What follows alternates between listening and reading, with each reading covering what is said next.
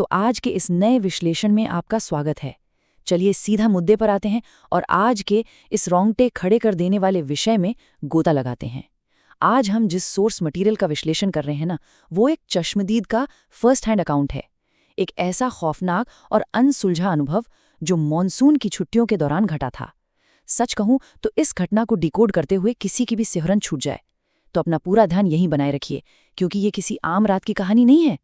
जरा इस सिचुएशन की कल्पना कीजिए। एक सुनसान पहाड़ी इलाका और वहां मौजूद एक घर में कोई बिल्कुल अकेला है। मॉनसून का मौसम चल रहा है, घर के बाकी लोग किसी काम से शहर से बाहर गए हुए हैं और दूर दूर तक कोई इंसान नजर नहीं आ रहा। ये सिचुएशन ही अपने आप में वल्नरेबिलिटी का एकदम एक्सट्रीम लेवल है, राइट? आप दुनिया से पूरी तरह कटे हुए हैं और तभी अचानक कोई अजनबी दरवाजे पे दस्तक देता है। मतलब सिर्फ ये सोचकर ही रोंगटे खड़े हो जाते हैं। अब आते हैं एक्ट 1 पर। पहाड़ों पर एक अकेला घर।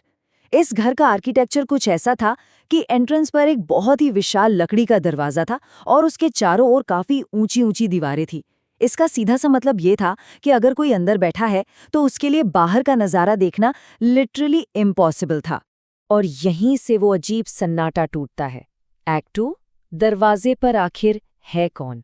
अब इमेजिन कीजिए सब कुछ एकदम नॉर्मल चल रहा है। आराम से बैठकर टीवी देखा जा रहा है, किसी के भी आने की कोई दूर दूर तक उम्मीद नहीं है।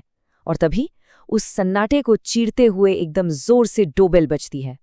उस वक्त किसी को कोई अंदाजा नहीं था कि उस भारी दरवाजे के उस पार आखिर क्या इंतजार कर रहा है। ये खौफ कोई एक झटके में नहीं आया, बल्कि इसका एक पूरा क्रोनोलॉजिकल टाइमलाइन है। देखिए, सबसे पहले डोबेल एक बार बजी, जिसे इग्नोर कर दिया गया क्योंकि ऑब्वियसली वहां आमतौर पर कोई आता जाता नहीं था। फिर दूसरी बार घंटी बजी, इसे भी अनदेखा कर दिया गया। लेकिन जब तीसरी बार घंटी बजी ना, तब शक होना शुरू हुआ।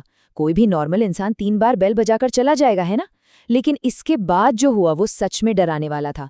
घंटी बजनी बंद हुई और दरवाजे को बहुत ही अग्रेसिव तरीके से जोर जोर से पीटा जाने लगा।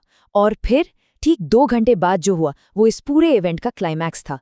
अब वो जो आर्किटेक्चर था ना, जिसके बारे में हमने अभी बात की, वो असल में एक ट्रैप बन गया था, क्योंकि मेन डोर इतना बड़ा था और दीवारें इतनी ऊंची थी, तो घर के अंदर से बाहर देखने का सिर्फ और सिर्फ एक ही विजुअल लिंक था, पियानो रूम की खिड़की। इसका मतलब है कि अगर ये जानना है कि दरवाजे को इतनी जोर से पीट कौन रहा है, तो सिर्फ आई होल से देखने का कोई ऑप्शन नहीं है। हिम्मत जुटाकर चलकर उस पियानो रूम तक जाना ही होगा। ये जो अननोन का डर है ना, ये मजबूरी उसे कई गुना बढ़ा देती है।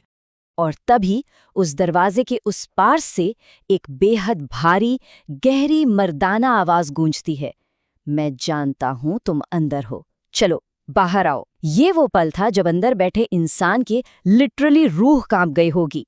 ये कोई भटका हुआ अजनबी नहीं था, ये कोई ऐसा था जिसे एग्जैक्टली पता था कि अंदर कोई है। मतलब ये एहसास होना कि कोई बाहर आपका शिकार करने के लिए खड़ा है और उसे आपकी मौजूदगी का पूरा इल्म है, ये किसी को भी पैरालाइज कर देने के लिए काफी है। इसके तुरंत बाद अचानक से एक भयानक सन्नाटा छा गया। वो आदमी दरवाजे से हट गया।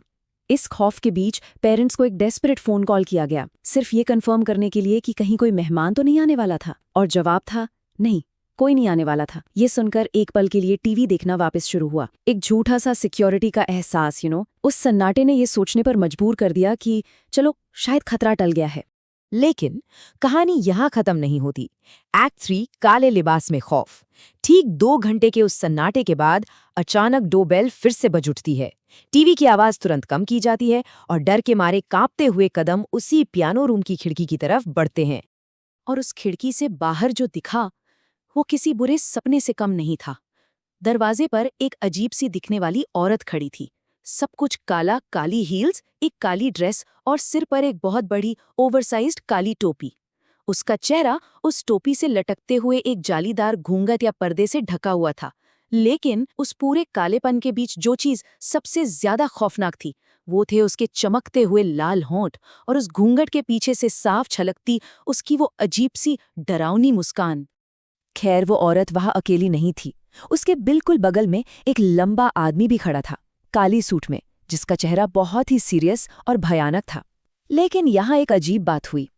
उस गंभीर आदमी को देखकर उतना खौफ नहीं आ रहा था जितना उस औरत को देखकर आ रहा था, क्योंकि वो औरत बिल्कुल दरवाजे के सामने खड़ी थी, अपनी उस अनसेटलिंग अजीब सी मुस्कान के साथ।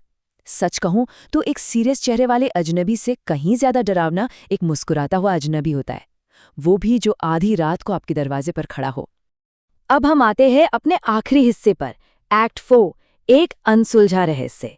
इस भयानक नज़ारे को देखने के बाद अंदर मौजूद इंसान बुरी तरह जम गया।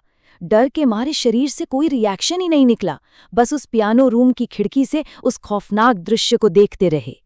और फिर काफी देर तक इंतजार करने के बाद वो दोनों आकृतियां वहां से चली गईं। लेकिन क्या उनके जाने से वो खौफ चला गया? बिल्कुल नहीं। ये कोई एक रात का डर नहीं था। इस घटना ने एक बहुत ही गहरा साइकोलॉजिकल आघात छोड़ दिया।